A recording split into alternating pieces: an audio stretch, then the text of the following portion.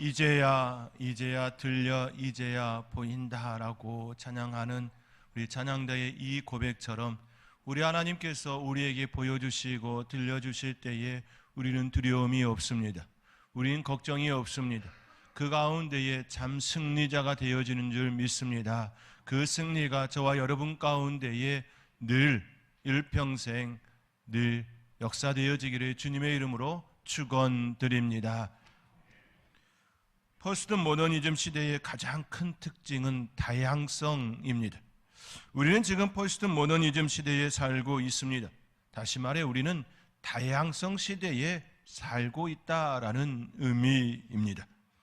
이러한 다양성은 폭넓게 우리 사회에 펼쳐지고 있습니다. 그 중에 하나가 매스미디어의 세계입니다.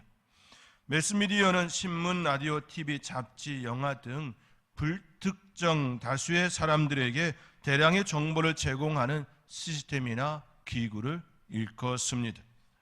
처음 우리 사회에 다가온 매스미디어는 신문이었습니다. 신문은 매일 아침 가정에서 세상을 접하는 가장 빠른 뉴스 도구였습니다.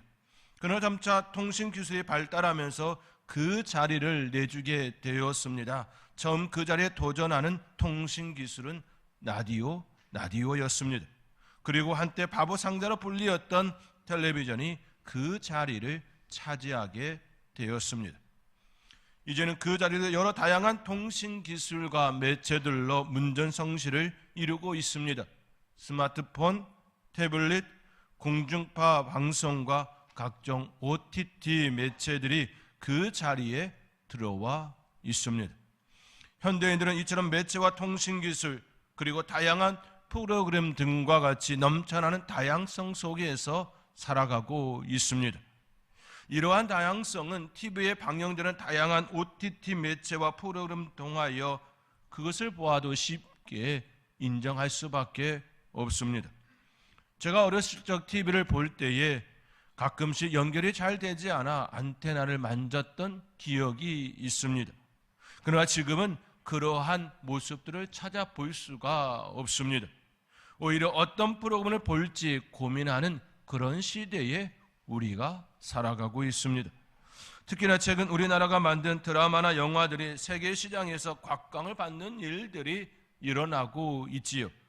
K-팝이 선도적 역할을 하였다면 이제는 그 뒤를 이은 콘텐츠들이 영화와 드라마들이 시장에서 매우 영향력을 끼치고 있는 시대에 있습니다. 그 시장에서 유독 눈길을 끌었던 작품이 있었지요. 바로 오징어 게임이었습니다. 오징어 게임은 2021년도 가을 OTT 매체 중 하나인 넷플릭스에서 전 세계에 방영이 되었습니다. 이 드라마는 선풍적인 인기를 끌었습니다. 세계 곳곳에서 우리나라의 전통놀이가 펼쳐지는 기이한 현상이 일어났습니다. 세계에서 아주 작은 땅덩어리인 우리나라의 그 전통놀이가 세계 곳곳에서 펼쳐지는 너무나 기이한 그런 현상이었습니다.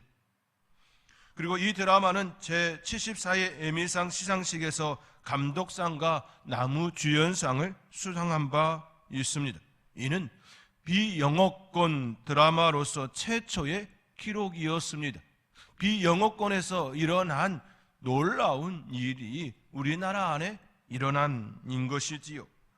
그리고 올해 지금 우리 학교는 이라는 드라마와 이상한 변호사 우영우 그리고 소년 심판이 그 뒤를 이어가고 있습니다. 이처럼 우리는 OTT라는 매체의 다양성 속에서 새로운 세계를 경험하고 있습니다. 한국의 드라마가 매체의 다양성이 없었다면 지금처럼 선전하지는 못했을 것입니다.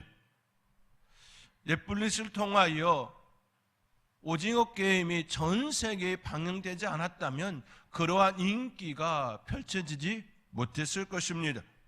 다양성은 우리로 하여금 세계와 경쟁하는 무한 경쟁 구조를 만들어내었지만 또 반대로 전 세계를 향하여 뻗어나갈 수 있는 아주 중요한 도구가 통로가 되어짐이 되었습니다. 한국의 드라마가 전 세계에 영향력을 끼치는 것을 보면서 한국의 이상을 다시금 생각해 합니다. 이렇게 된 데에는 앞서 말씀드린 것처럼 OTT의 다양성이 그 이유들 중에 하나였음을 우리는 부인할 수가 없습니다. 다양성은 개성을 드러냅니다. 다양성은 한쪽으로 치우치는 편중성을 바로 잡게 합니다. 다양성은 우리의 시각을 폭넓게 하여 주지요. 우리는 지금 다양성이 보편화되어지고 있는 지금을 살아가고 있습니다. 2000년 전에 예루살렘 베들레헴에 아기 예수님이 태어났습니다. 아기 예수님을 맞이하는 이들에 대하여 성경의 기자들은 아주 다양하게 소개하고 있습니다. 그 중에 하나가 오늘 본문에 등장하는 동방으로부터 온 박사들입니다. 예수님의 탄생 이야기를 다루는 성경은 마태복음과 누가복음입니다. 누가복음에서 아기 예수님의 탄생을 맞이하는 기뻐하는 이들 중에 대표적인 인물이 바로 목자들이었습니다. 아기 예수님이 이 땅에 태어난 날 목자들은 밤에 밖에서 자기의 양떼를 돌보고 있었습니다. 그들에게 천사가 나타나 아기 예수님의 탄생을 알려주지요. 그들은 그 밤에 아기 예수님께 나아가 경배를 드렸습니다. 이처럼 성경은 예수님의 탄생을 기뻐하며 경배하는 이들에 대하여 조명하고 있지요. 우리는 여기서 매우 중요한 사실을 발견하게 됩니다. 성경은 하나의 시선으로, 하나의 시각만으로 아기 예수님의 탄생을 조명하고 있지 않다라는 사실입니다. 예수님의 탄생 이야기에는 다양성이 있습니다. 그 다양성으로 우리의 시각이 편중되지 않도록 안내하고 있습니다. 그 대표적인 것이 바로 누가복음과 마태복음의 시각의 다양성이지요. 누가복음은 이방의 빛으로 연약하고 소외된 이들을 향하여 손을 내미시는 그 예수님을 아주 잘 드러내주는 복음서입니다. 그 점이 잘 드러나는 부분이 바로 목자들이 아기 예수님께 나아가 경배하는 모습입니다. 아기 예수님께 경배하러 간 이들, 그 목자들은 밤에 바깥에서 자기의 양떼를 돌보는 이들이었습니다. 그들은 그 시대에 너무나도 연약한 자들이었습니다. 소외된 자들이었습니다. 결코 기득권 세계에 들어갈 수 없는 그런 존재들이었습니다. 밤에 양떼를 지켜야 하는 그들의 삶은 결코 넉넉한 삶도 편안한 삶도 아니었습니다. 그들의 삶은 너무나도 힘들고 연약한 그들의 모습이었습니다. 그러한 그들에게 하나님께서는 천사들을 통하여 아기 예수님의 탄생의 그 소식을 들려주었습니다. 그리고 그들은 아기 예수님을 만나고 경배하는 축복을 누리게 되었습니다. 누가복음은 소외되어지고 연약한 자들인 그 목자의 그 시선을 통하여 우리로 하여금 우리 예수님이 어떤 분이신지 너무나도 잘 보여주는 한 단면을 보여주었습니다. 그런 반면에 마태복음은 다윗의 자손으로 오신 왕이신 예수님, 그 예수님을 맞이하며 경배드리는 인물로 동방의 박사들을 조명하였습니다. 왕으로 오신 예수님과 격을 맞추는 듯이 마치 동방의 박사들이 아기 예수님께 경배하는 그 모습을 마태복음의 기자는 우리에게 빛을 비추듯이 그 장면을 보여주고 있습니다. 이것이 바로 마태복음의 시각이지요. 누가복음과 마태복음의 시각이 너무나도 다릅니다. 다양성이지요. 그 차이를 통하여 우리로 하여금 우리 이 땅에 오신 예수님에 대하여 바르게 한쪽으로 편중되어지지 아니하도록 우리에게 바르게 안내해 주고 있음을 볼 수가 있습니다. 마태복음과 누가복음은 서로 다른 방향에서 아기 예수님의 탄생의 소식을 전하고 있습니다. 이는 우리로 하여금 폭넓은 시각을 갖게 합니다. 왕으로 오신 예수님, 그리고 그분은 연약하고 소외된 계층을 멀리하지 않는 왕이신 예수님을 우리가 알게 되는 것이지요. 또 그렇게 고백하게 되어짐입니다. 그분은 바로 우리의 하나님이십니다. 그분이 바로 우리의 죄를 사하시기 위하여 이 땅에 오셨습니다. 우리의 죄 때문에 죽을 수밖에 없는 우리를 구원하시기 위하여 그 모습으로 이 땅에 오셨습니다. 그 은혜를 고백하며 대림절 이 기간에 그 예수님을 온전히 바라보며 맞이하는 저와 여러분의 삶이 되어질 수 있기를 주님의 이름으로 권면드립니다. 왕으로 오신 예수님, 그분께 경배하는 동방의 박사들, 그들에 대하여 오늘 본문의 말씀을 통하여 살펴보므로 우리가 대림절에 가져야 할 바른 자세에 대하여 마음가짐에 대하여 함께 생각해 보고자 합니다. 첫째로 동방의 박사들은 그 별을 알아보고 길을 나섰습니다. 1절 말씀에 동방으로부터 박사들이 예루살렘에 이르렀다라고 소개하고 있습니다. 이를 통해 알 수 있는 점은 박사들이 동방으로부터 왔다라는 사실이지요. 동방은 예루살렘을 중심으로 동서남북 방향 중에 태양이 떠오르는 동쪽을 가리킵니다. 그 당시 예루살렘에서 동방에 속하는 나라는 페르시아나 바벨론, 그리고 아라비아나 메데가 여기에 속합니다. 그 당시 메시아 사상의 조예가 깊이 가졌던 바벨론이 유력한 지역이라고 학자들은 이구동성으로 말하고 있습니다. 그 이유들 중에 하나는 포로로 끌려간 유대인들이 그곳에 정착하였고 그들이 가졌던 유대 메시아 사상이 그 나라에 전파되어 메시아를 기다린 이들이 그 별을 보고 메시아를 가리키는 것임을 확신하며 길을 나섰다라는 말씀입니다. 학자들은 이처럼 학술적인 연구와 견해로 그들이라고, 그 지역이라고 그렇게 조심스레 말하고 있습니다. 그리고 박사들로 번역된 마고이는 일반적으로 지혜자, 교사, 제사장, 의사, 점성가, 예언자, 마술가 등을 총칭하여 쓰는 단어입니다. 그 중에서 학자들은 하늘의 별자리를 보고 예측하는 점성가의 특징이 강하다라고 이야기합니다. 이를 정리하면 메시아 사상을 알고 있었던 동방의 점성가들이 그 별이 메시아를 가리키고 있음을 깨닫고 확신 가운데 길을 나섰다라는 이야기가 됩니다.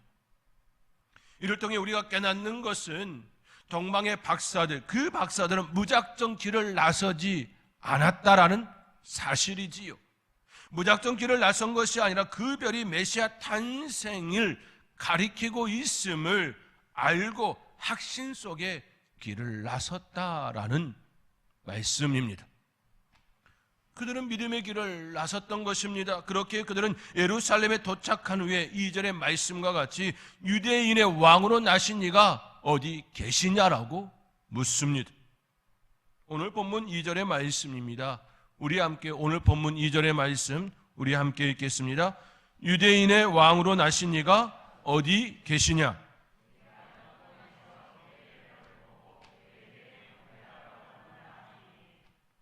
아멘. 유대인의 왕으로 나신 이가 어디 계시냐? 우리가 동방에서 그의 별을 보고 그에게 경배하러 왔노라. 유대인의 왕으로 나신 이가 어디 계시냐라고 묻습니다. 동방에서 그의 별을 보고 그에게 경배하러 왔다라고 말씀합니다. 이미 그들 가운데에 너무나도 확신으로 길을 나섰고 예루살렘에 도착하여 그렇게 묻고 있다라는 것이지요. 특별히 동방의 박사들은 그의 별이라고 지칭합니다. 메시아를 가리키는 별, 그 별은 메시아의 별, 예수 그리스도의 별이었습니다. 그 별은 예수님을 가리키기 위해 탄생했고 그 사명을 마친 후에는 사라졌습니다. 오직 그 별은 그의 별이었고 오직 예수 그리스도를 가리키기 위하여 탄생했고 그 별은 그들을 인도한 후에 사라졌습니다.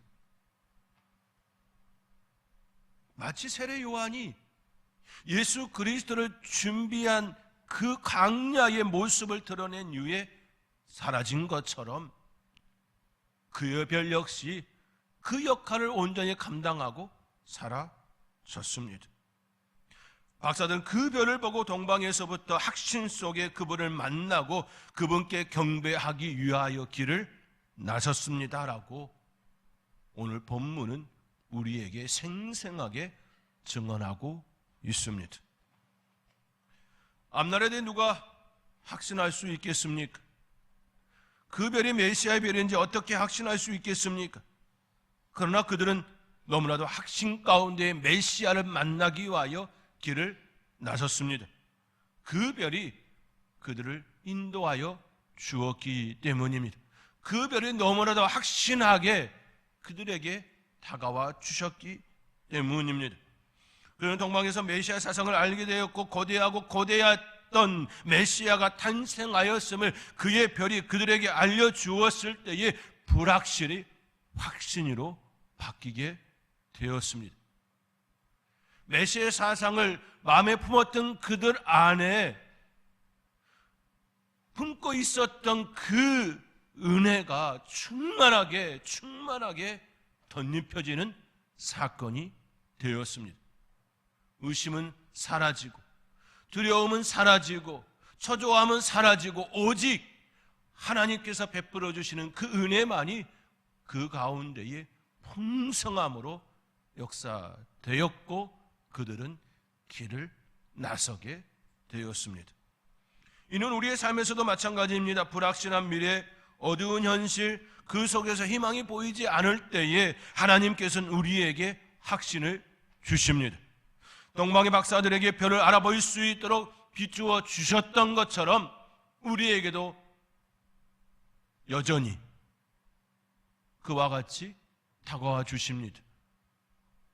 어두운 현실 가운데 있는 이들에게 빛을 허락하여 주십니다.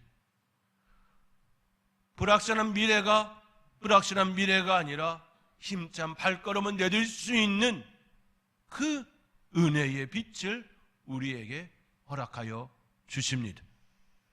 그 은혜를 사모하며 대림절 이 기간을 하나님의 충만한 사랑 가운데 보낼 수 있기를 주님의 이름으로 축원드립니다. 둘째로 그 별은 동방의 박사들을 아기 예수님께 인도하였습니다. 동방의 박사들은 별을 따라 길을 나섰습니다. 확신 가운데 길을 나섰지만 그 별이 보이지 않게 되었습니다.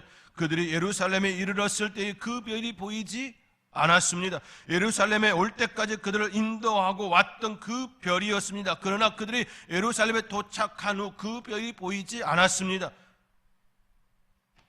그러는 사이 그들에게 또 하나의 해프닝이 일어났습니다. 그는 예루살렘에 도착한 후 유대인 왕으로 나신 이가 어디 계시냐 물었습니다. 이 물음은 헤롯 왕과 온 예루살렘을 소동시키기에 충분하였습니다. 헤롯 왕은 그들을 가만히 불러 별이 나타난 때를 자세히 묻습니다. 그리고 그들에게 찾거든 자신에게도 알려 경배할 수 있게 해달라고 이야기합니다.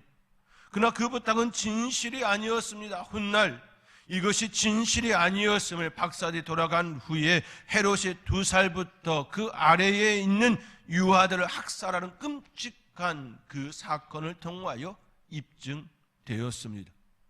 헤롯은 진실되지 않았습니다. 하나님께서는 이 모든 것을 아신 듯 잠시 그 별을 감추셨습니다. 그리고 그들이 왕의 말을 듣고 갈 때에 다시금 문득 그들 앞에 앞서 인도해 가셨습니다. 오늘 본문 9절의 말씀입니다. 오늘 본문 9절의 말씀 우리 함께 읽겠습니다. 박사들이 왕의 말을 듣고 갈새 동방에서 보던 그 별이 문득 앞서 인도하여 가다가 아기 있는 곳 위에 머물러 서 있는지라. 아멘. 보이지 않았던 별이 다시 나타났습니다. 오늘 본문은 문득이라는 단어로 표현하였습니다. 말 그대로 문득 나타났습니다. 보이지 않았던 그 별이 문득 그들 앞에 다시 나타났습니다. 우리는 여기서 매우 중요한 사실을 깨닫습니다. 동방의 박사들이 별을 발견한 것이 아니라 그 별이 그들에게 나타났다라는 사실입니다. 그 별이 그들에게 나타났다라는 사실입니다. 많은 천문학자들이 별을 발견한 후에 자기의 이름을 붙이는 경우가 많이 있지요. 결코 동방의 박사들이 발견한 그 별은 그들의 이름을 붙일 수가 없었던 것이지요. 왜냐하면 그들이 발견한 것이 아니라 그들에게 보여지고 다시 문득 그들에게 나타난 별이기 때문입니다. 마치 출애굽한 이스라엘 백성들이 광야에서 불기둥과 구름기둥이 인도해 주셨던 것처럼 그 별이 그들을 인도해 주셨습니다. 불기둥과 구름기둥이 멈추면 이스라엘 백성들이 멈췄습니다. 그리고 다시 움직이면 이스라엘 백성들도 움직였습니다. 그들의 움직임은 철저히 불기둥과 구름기둥에 의한 결정이었습니다. 동방의 박사들도 마찬가지였습니다. 그 별이 문득 나타나고 그들보다 앞서 인도하여 악이 있는 곳 위에 머물러 섰습니다. 우리의 삶도 이와 같아야 합니다. 우리의 삶은 철저히 하나님의 인도하심 따라 하나님께서 멈추라 하면 멈추고 가라 하면 가는 그런 삶이 되어야 합니다. 자로나 우로나 치우치 아니하고 오직 하나님의 말씀에 의하여 성령의 인도함을 받는 그런 삶이 되어야 합니다. 하나님께서는 예나 지금이나 앞으로 역시 계속하여 우리에게 이처럼 다가오실 것입니다. 여러분의 삶에 문득 나타나 또 인도하여 주실 것입니다. 학신 가운데 나섰지만 소동도 당할 것입니다. 소동도 일어나는 그 현상을, 그 현장을 보게 될 것입니다. 그러나 그러한 상황이라 할지라도 전혀 두려워할 것이 없습니다. 전혀 의심할 필요도 없습니다. 또다시 성령님께서는 여러분에게 길을 안내하며 나타나 주시기 때문입니다. 그 은혜 가운데에 진정으로 우리에게 사랑으로 우리에게 모든 것들을 내어주시기 위하여 오신 그 예수님을 맞이하며 아름다운 삶을 살아내는 저와 여러분이 되어줄 수 있기를 주님의 이름으로 축원드립니다. 고 이여령 박사의 첫째 딸 고 이민아 목사님의 저서 하늘의 신부에 소개된 리즈 하일즈 이야기를 소개해드리며 오늘의 말씀을 마치고자 합니다. 성령의 사람 리즈 하일즈는 하나님의 중보자였습니다. 그는 2차 세계대전 때 젊은이들과 함께 중보 기도를 하였습니다. 모여서 기도하면 다음날 기도와 똑같은 일이 일어났습니다. 리즈 하일즈는 신랑과 신부의 관계처럼 주님과 가까웠습니다. 모스크바의 독일군이 지나갈 때 폭풍우를 달라고 기도하라는 음성을 듣고 리즈 하일즈와 중보 기도자들은 폭풍우가 오게 해달라고 열심히 기도하였습니다. 그런데 놀랍게도 폭풍우가 올 시즌이 아닌데도 다음날 갑자기 폭풍우가 쳐서 이기게 되었습니다. 총칼을 들고 싸워서 이긴 것이 아니라 폭풍우가 치는 바람에 이기게 되었습니다. 리즈 하일즈는 2차 세계대전이 끝나면 이스라엘의 독립국가가 된다라는 음성을 들었습니다. 그때 주위 사람들은 리즈 하일즈가 미쳤다라고 이구동성으로 이야기하였습니다. 그런데 그 비밀을 누가 가르쳐 주셨을까요? 하나님께서 그에게 가르쳐 주심인 것이지요. 리즈 하일즈는 하나님의 마음을 품고 기도한 사람이었습니다. 사랑하는 성도 여러분, 지금 이 시대에도 놀라운 일들이 일어납니다. 미래가 불확실하고 지금의 현실이 어둡다고 하여 하나님의 인도하심을 받지 못하는 것이 아닙니다. 하나님께서는 예나 지금이나 앞으로도 계속 역사하여 주십니다. 동방의 박사들이 아기 예수님께 경배할 수 있었던 것은 그들에게 그의 별을 보여주셨기 때문이고 문득 나타나 그들을 인도해 가셨기 때문입니다.